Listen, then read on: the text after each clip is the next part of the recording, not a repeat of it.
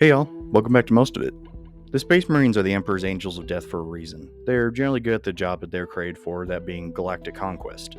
But recently, I read Prospero Burns, and in it there's a lot of talk about the purpose of the Astartes and the Space Wolves in particular. And that got me to thinking, what is each legion's purpose? And so that's what I'll be covering today. These are my best estimations combined with lore and personal thoughts on why each legion was created, and so without further ado, let's get into this. First up, the Dark Angels. The Dark Angels are one of the most interesting cases, as they serve a very broad and a very specific purpose. First being that they are the template legion that every other legion would follow.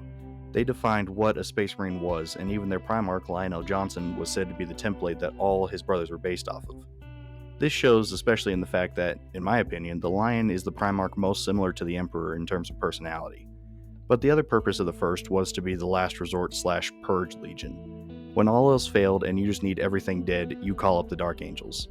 This is why I think that the Emperor entrusted a bunch of Dark Age of technology weapons to them in order to make them the most effective at wiping anything off the map. The structure of the Hexagrammaton also speaks to this, as they have wings for many different threat groups. But on to the Second Legion. The purpose of these guys was stealth, but unfortunately they were so good at it that no one's seen or heard from them in a long time. Their Primarch Waldo can be found in some books though if you look hard enough. On to the Third Legion.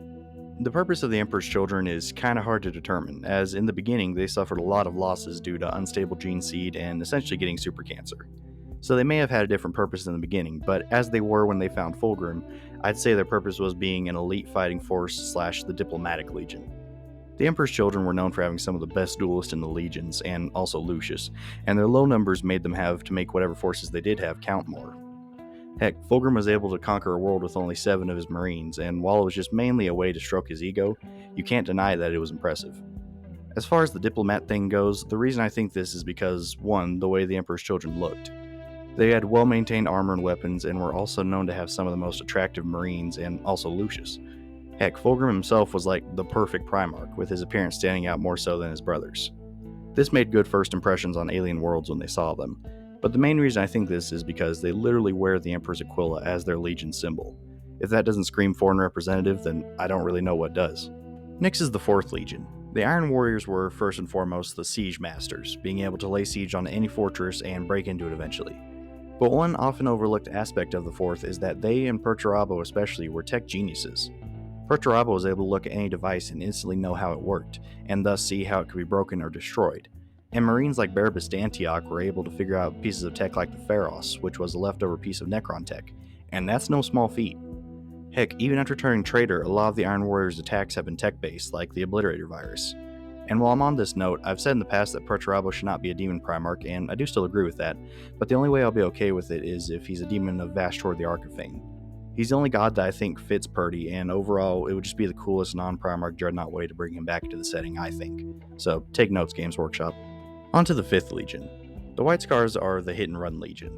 There's a reason their symbol is a lightning bolt, as their main fighting tactic is to strike hard and fast and then get out before retaliation. I'd also say their purpose was to be a check against the Imperium. The White Scars are one of the most independent legions, and their Primarch Jagatai Khan was, I'd say, the most reasonable and logical of the Primarchs. I think the Fifth were kind of like a measure for what the Imperium was doing, so if they went along with it, generally it could be said that the Imperium was on the right track. I know that the Khan didn't like the Emperor and saw him only as a little better than Chaos, and that's mainly where I'm drawing this conclusion from, and I guess I could sum it up like this. If the Khan ever fell to Chaos, it would be because the Imperium fell below and became worse than them, if that makes sense. Next is the Sixth Legion. The Space Wolves are, again, a pretty obvious legion. They have said themselves that they are the Emperor's executioners, being able to go places and do things that no other legion would. But I think it's more specific than that. The Space Wolves are the anti-Space Marine Space Marine Legion. Their purpose is to be able to kill the other legions if it was ever needed, as we saw in the Horus Heresy. And even more specific than that, I'd say they were the anti-Thousand Suns Legion. Magnus and his legion were very powerful, and so there needed to be a counter to them. In my opinion, I don't think any other legion could have defeated the Thousand Suns without the help of the Emperor or Chaos directly, at least not without pouring 100% of their legion's resources into it. But with Leman Russ being a Psyker with anti-Psyker powers and the Wolf's use of Rune Priests, they were the perfect counter to the Thousand Suns. One interesting point about the Wolves' lore is that 3 legions referred to as the Trefoil took longer to make and were kept top secret in the beginning, and the Space Wolves are one of them. This makes me think that the Wolves have an even deeper purpose, and this is kind of a theory, but I believe that they were designed to be like the Imperium's Men in Black, being able to deal with super difficult alien threats due to, in part, their simplicity. Their tactics in warfare are so simple yet effective that there's not really much you can do to thwart it outside of just being better at it than they are. On to the 7th Legion. The Imperial Fists are pretty obvious as well. They are the defensive legion. Their job is to fortify the Imperium so heavily that nothing can ever pierce it. They were in charge of the defenses during the Siege of Terra, and their fortresses are the best of the legions. But one overlooked aspect of the Fists is that they are actually urban warfare specialists. Their ability to take and hold positions make them perfect for clearing out cities in quick and decisive manners. But we can all agree their main purpose was to make the Iron Warriors fight harder in order to prove themselves. Overall, not much else to say about them. On to the 8th Legion. The Night Lords are the Terror Legion. When you break the Imperium's laws or refuse to join, they are the boogeyman that wait under your bed. Or more likely, they're the psychopath skinning your wife and leaving it on the doorstep. Conrad Kurz is the best example of this, as he believed that fear was the best tool for keeping people in check, as rather than punish someone for a crime, why not just make them too afraid to commit the crime at all? Of course, they were also intended to be the Imperium's hand of justice, but with Conrad's warped mind and their ranks being filled with mostly criminals, that was kinda lost along the way. Next is the 9th Legion, and I'd say the Blood Angels' purpose was to kinda be like righteous versions of the World Eaters. They're really good at berserker warfare and assault, with them even catching Khorne's eye on multiple occasions. But I'd also say that they were meant to be symbols. Like the Emperor may have wanted to do away with religion, but he made a heck of a religious symbol in Sanguinius. He's by far the most beloved Primarch, and I think that was his purpose, to be a face for the Imperium citizens to love and adore. Next is the 10th Legion. The Iron Hand's purpose, I believe, was to be the strength of the Imperium. Ferrus Manus was the strongest of the Primarchs, and he had a good head on his shoulders and believed in pushing humanity to become better and stronger. This belief in purging weakness is beneficial when it comes to an organization like the Imperium, and so I'd also say that their secondary purpose is to be a legion disconnected from the on-the-ground civilian perspective and only to handle purely warfare. They're unconcerned with means and only care about the end result of their campaigns, and this makes them great for getting things done, but also makes them one of the least human legions. Since Ferrus died, they have been kind of directionless and have dove too far into the whole flesh is weak thing, which kind of makes them barely human anymore, which almost is an overfulfillment of their purpose, if that makes sense. Next is the 11th Legion, and their purpose was cooking. It's brought up many times in the lore how the 11th Primarch, Gordonius Ramsar, could whip up a delicious meal that could feed the whole Imperium. But unfortunately, Gordonius' temper got the best of him and he disappeared in a ball of fiery rage and hasn't been seen since. On to the 12th Legion. The World Eaters are one of the most interesting legions when it comes to this question because they are definitely the most mutilated legion in both a physical and purpose sense. Their original purpose, I believe, was to be a representation of the Emperor's mercy. Angron, before having the butcher's nails shoved into his head, had the ability to take others' pain into himself and grant them relief. And before they found their Primarch, the Warhounds were known for being brutal, efficient, but not insane killers, which, in a way, putting down someone can be an act of mercy. I also believe they would have been the legion to unite and keep all the legions united, as Angron would have been able to soothe arguments between his brothers, and heck, Karn was able to talk down Angron when they first met, showing how he could have some of that in him as well. Unfortunately, Nuceria happened, and that removed any and all hope of the World Eaters ever being anything other than a once great noble legion, laid low by both unfair circumstances and a refusal to see reason. Next is the 13th Legion. The Ultramarines are a pretty straightforward legion. Their purpose is to be the logistical hub of the Space Marines and the Imperium as a whole. Rabuta Gilliman is like if a spreadsheet became a person, with him being able to organize and maintain trade routes and logistic lines to a degree that none of his brothers could ever dream of. Their secondary purpose, I'd say, was also to be like the Imperial Guard, but for Space Marines, if that makes sense.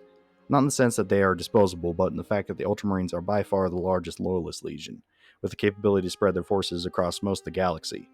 This combined with their organization makes them the obvious choice to be the main Astartes force of the Imperium, and also makes them very adaptable. I'd also say one of their purposes was to be like the breeding stock of the Space Marines, if that makes sense. Like, what's the number? 3 out of every 5 successor chapters is descended from the Ultramarines? It's something crazy like that. And just due to their sheer amount of soldiers, it makes total sense why. On to the 14th Legion. The Death Guard's purpose was to essentially be the biohazard specialists. If you have a world that is toxic to most, odds are the Death Guard would be able to handle it. They're also meant to be the Attrition Legion, with them not doing anything fast, but rather slow, punishing grinds, with their enemy losing hope by the end of it. Even Ferrus Manus said that when it came to wars of attrition, there was no one else he would rather have by his side, and almost anyone else he would rather fight than the Death Guard. On to the 15th. The 15th Legion is again a pretty obvious one. The Thousand Sons were meant to be the Psyker Legion, with them also serving as the anti-chaos specialists. Magnus specifically was meant to sit on the Golden Throne and power the Imperial Webway, but unfortunately that plan got a massive hole blown into it. The Thousand Sons, if used correctly, could have served as the guards of the Immaterium side of the Imperium. They could fight off chaos on all sides while the physical defenses were handled by the other legions. I'd go so far as to say that Magnus and his legion were the most essential to making the Emperor's plan work.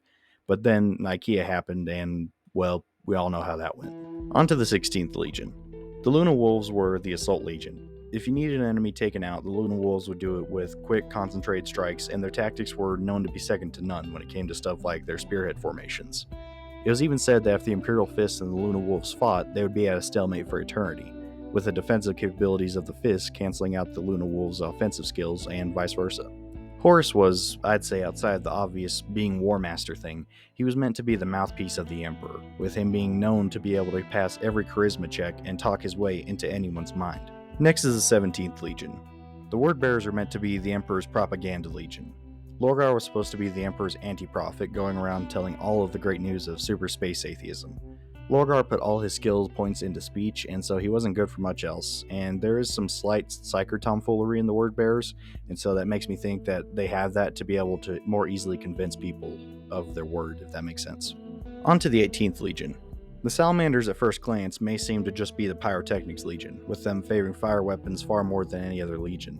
And yeah, that's definitely true, but I believe the Salamander's main purpose was to be the heart of the Imperium. The Emperor had to cast off whatever humanity he once had in order to create the Imperium, and I believe he put whatever he had into Vulcan. The Salamanders were to be the guardians of the Imperium's heart, with them actually caring about the Imperium citizens and going out of their way to protect them. The Emperor entrusted Vulcan, and only Vulcan, with the Talisman of Seven Hammers, a device specifically designed to destroy Terra. You don't hand that off to a guy that you don't have full faith in. The Emperor said he trusted Vulcan because while he made a lot of sweet weapons, he was always the most hesitant to use those weapons, only doing it when necessary. Vulcan once said that he longed for the day when he could turn his swords into plows and begin making things of beauty rather than destruction. Another interesting thing about the Salamanders is that they are one of the Trefoil legions. This makes me think that just like the wolves, there's an even deeper potential purpose for them, but I'll talk about that in just a second. Next is the 19th Legion. The Raven Guard are the Stealth and Deep Strike Legion. They're the guys that if you need specific assassinations, you call them. They're known for their ability to, despite wearing a ton of armor, still be able to sneak around and maintain an unknown presence. Heck, Corvus Corax had the ability to remove himself from perception while still remaining visible. The Raven Guard's secondary purpose, I'd say, was to also be the air combat specialists. They make greater use of jump packs than any other legion, making me think that they're really good at it. And finally, the 20th Legion. The Alpha Legion are the Espionage and Subterfuge Legion. Their whole thing is infiltration and destabilization, with most not even knowing they exist. They're so good at ambiguity that I don't even think they know who they're working for. They're essentially the Imperium secret police, like the KGB being able to disappear threats whenever they pop up. And for even more detail on these guys, the Alpha Legion are the last of the Trefoil Legions. And I want to make a whole video on that, but I'll give some of my thoughts here. I think the Trefoil Legions were going to be the only operational legions after the Imperial Webway got working and the Emperor's plan succeeded. I think all other legions would have been disbanded or at least been allowed to fade out, leaving only the Space Wolves, Salamanders, and Alpha Legions. These three could cover all points, with the Wolves being the Executioners and Warrior Legion taking out direct physical threats to the Imperium, the Salamanders being the on-the-ground working with the Imperium Citizens Legion, with Vulcan being a perpetual and always being able to keep the Imperium's heart alive, and the Alpha Legion being the Spy and Secret Police Legion, keeping the Imperium safe from the shadows. I know this is still mostly a theory, but man, is it a cool concept. And that's all the legions, and what I believe their purposes are/were. Thanks for watching, y'all. Like and subscribe if you enjoyed the video, and comment down below what you think the purpose of each legion is. Be sure to check out my community tab where I'm currently running weekly Primarch battle brackets, and with all that said, see y'all later.